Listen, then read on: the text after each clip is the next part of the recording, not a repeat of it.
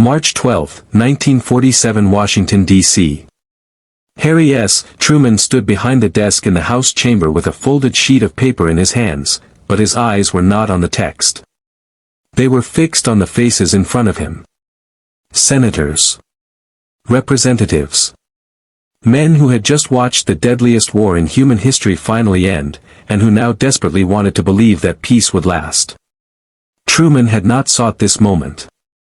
He had inherited it. Less than 2 years earlier, he had been a vice president few Americans could name.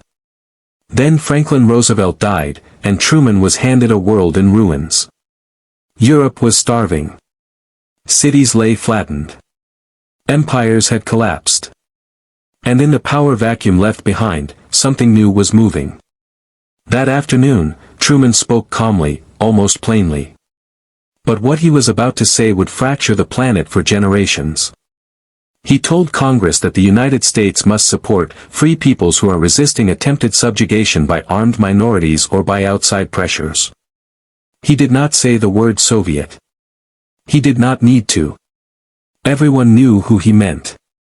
Across the Atlantic, Greece was bleeding through a civil war. Britain, exhausted and bankrupt, had announced it could no longer support the Greek government against communist insurgents. Turkey, too, stood under pressure, its strategic straits-eyed by Moscow. To Truman, these were not local conflicts. They were fault lines. He believed the world was standing at a fork in the road. On one side was a vision shaped by American power, markets, and political freedom.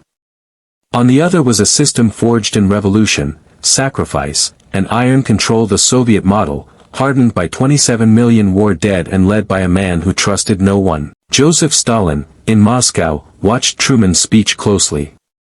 To him, this was not defense. It was encirclement. The Red Army had paid for Eastern Europe in blood. Now the United States was declaring that it had the right, even the duty, to interfere wherever communism advanced. Stalin did not see two equal choices. He saw an American challenge to Soviet survival.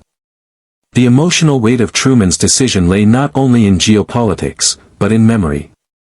American leaders remembered the 1930s, when hesitation and isolation had allowed fascism to grow unchecked. Truman feared repeating that mistake. He feared that doing nothing would invite disaster. But there was another fear, quieter and harder to admit. What if intervention created the very enemy it claimed to resist? Inside the State Department, diplomats argued late into the night. Some warned that drawing ideological lines would lock the world into permanent hostility. Others insisted that ambiguity was weakness, and weakness invited aggression. Truman chose clarity. Congress approved $400 million in aid to Greece and Turkey. It was a relatively small sum. But the signal it sent was enormous. The United States had abandoned its traditional retreat after war. It would not demobilize and look inward. It would stay. It would choose sides. In Eastern Europe, borders began to harden. Political opponents disappeared. Coalition governments became one-party states. In response, American planners accelerated the Marshall Plan, pouring billions into Western Europe to rebuild economies and loyalty. Ordinary people felt the shift before they understood it. A German mother in Berlin noticed that soldiers now wore different uniforms depending on which street you stood on. A Polish schoolteacher learned which books could no longer be taught. An American factory worker found his job tied to distant places he would never see. The war had ended. But the world was no longer whole. Truman did not speak of an iron curtain that day. Winston Churchill had already done that a year earlier. What Truman did was make the curtain real. He transformed suspicion into policy, tension into structure, fear into strategy.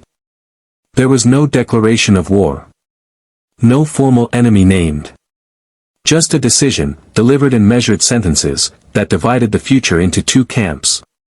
And once spoken, it could not be taken back. The applause in the chamber was polite, controlled. History rarely announces itself with thunder. Sometimes it arrives as a choice made by a tired man who believes he has no better option and who knows that whatever follows, the world will never return to what it was before.